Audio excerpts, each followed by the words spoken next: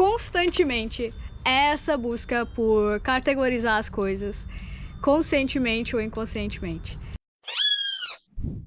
Isso a gente tinha que saber antes da adolescência, porque se tem uma época da nossa vida que parece que tudo começa a ficar meio caótico de uma forma que parece que tá saindo do normal, é na adolescência. Só que a resposta desse vídeo aqui não é que os vícios se iniciam na adolescência. Eles se iniciam em qualquer momento que você tem que lidar com o estresse e a pressão. Depois dá uma reparada nos seus vícios e é qualquer tipo de vício. Tem o famoso, eu vou comer um chocolatinho para desestressar. Tem vício em música, que tem gente que fala que não consegue passar um dia sem ouvir música, que passa mal.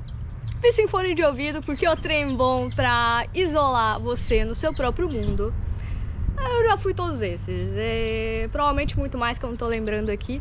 Só que esses vícios são mais difíceis de você entender que tá viciado, porque eles são mais singelos. Agora, já aqueles vícios que são redes sociais, jogos online ou não online, drogas ilícitas ou lícitas, já são mais fáceis de você perceber por causa da divulgação.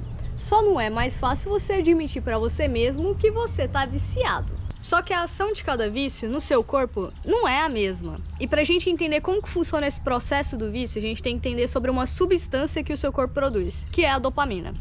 E infelizmente tem muita gente divulgando em todos os veículos de comunicação uma definição errada da dopamina. E isso parece que está espalhando mais do que as queimadas que as pessoas colocam nessa época de seca. E aqui eu vou explicar isso direito. Dopamina não é um neurotransmissor do prazer. Dopamina está ligada ao desejo, ao foco, à excitação, à necessidade e à ansiedade. E é por isso que ela está ligada aos vícios e às compulsões. Só que a dopamina interage com outro neurotransmissor, a acetilcolina, que tem a função de fazer você prestar atenção em alguns elementos em sua volta e memorizar eles. Assim o seu cérebro vai criando cenários de quando vai ter algo bom e quando que não vai ter algo bom. Constantemente é essa busca por categorizar as coisas, conscientemente ou inconscientemente. E o seu corpo sempre vai produzir dopamina. Porém, vai depender do que você está vivendo para ser mais ou ser menos. E aí, quando a dopamina ela tá ali agindo, quando ela tá em ação, ela gera uma potência. E essa potência vai depender da quantidade de dopamina e do tempo que ela fica no seu corpo. E em níveis normais, é como nesse gráfico aqui. E vamos para a explicação de como é que isso funciona. Primeiro exemplo é quando você precisa usar o banheiro e não tem banheiro.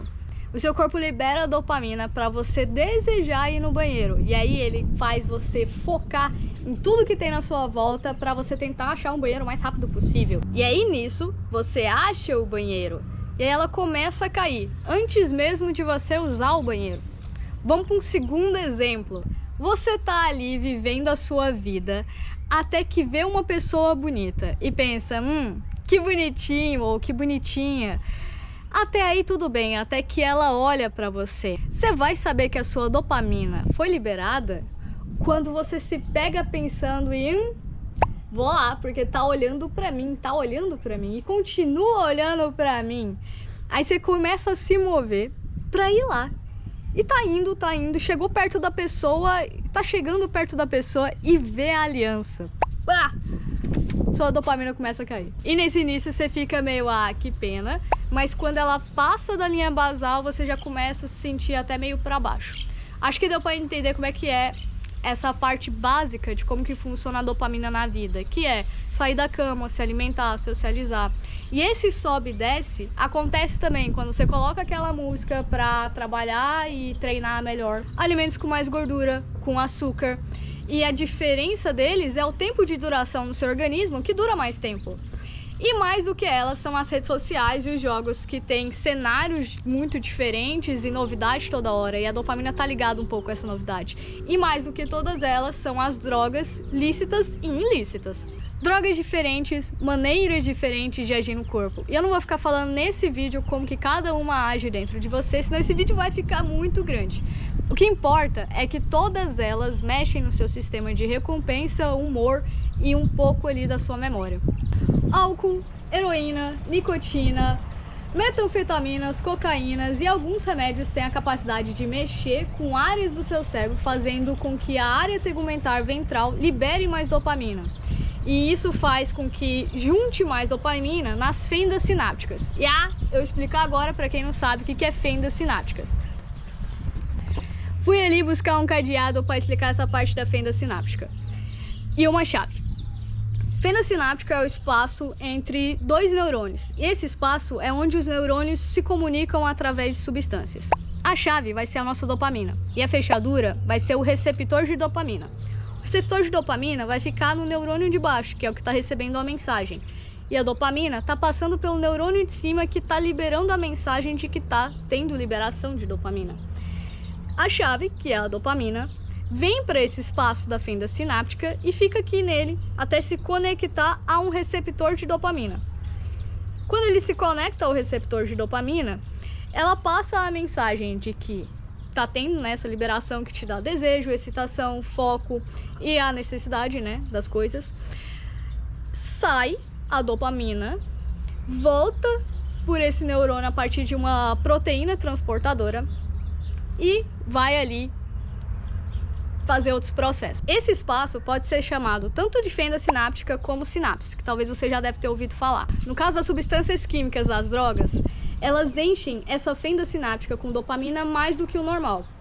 E no caso da cocaína, a proteína transportadora de dopamina é bloqueada pela cocaína. E isso faz ficar muito mais tempo no seu organismo, o que aumenta o efeito. E exposições repetitivas ao mesmo tipo de prazer faz com que o seu corpo diminua esse pico de dopamina, porque ele se adapta àquele estilo.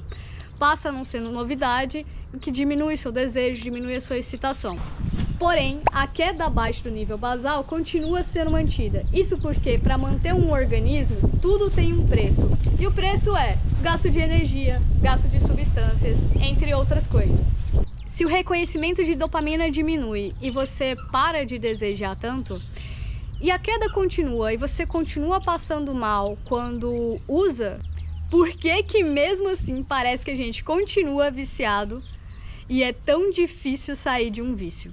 Por causa da acetilcolina que eu falei lá atrás.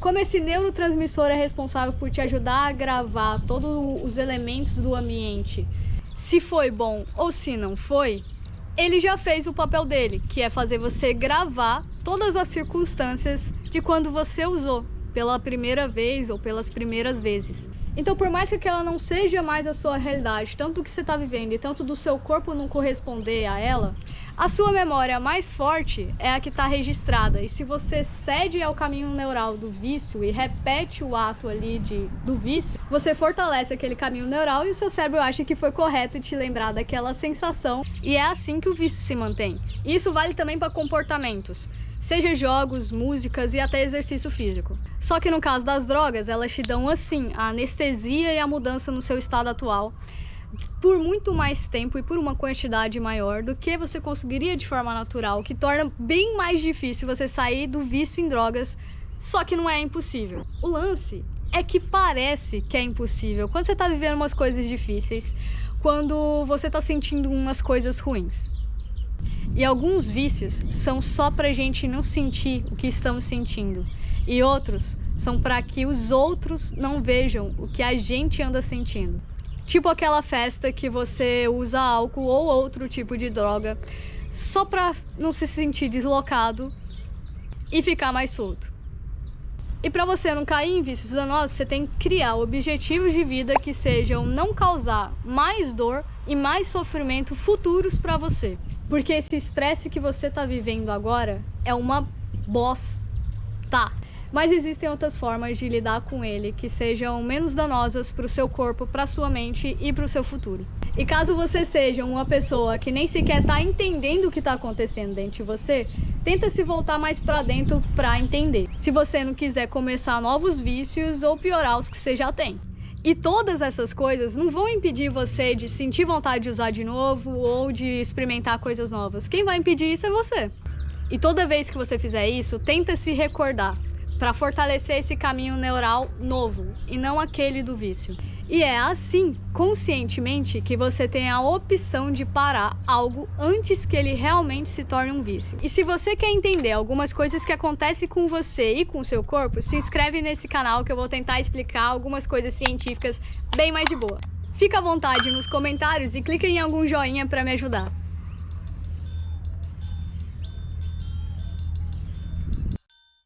Ah, sei lá. Porém, não dá pra ficar focado e atento 100% em todas as áreas da nossa vida. Sempre vai passar alguma coisinha.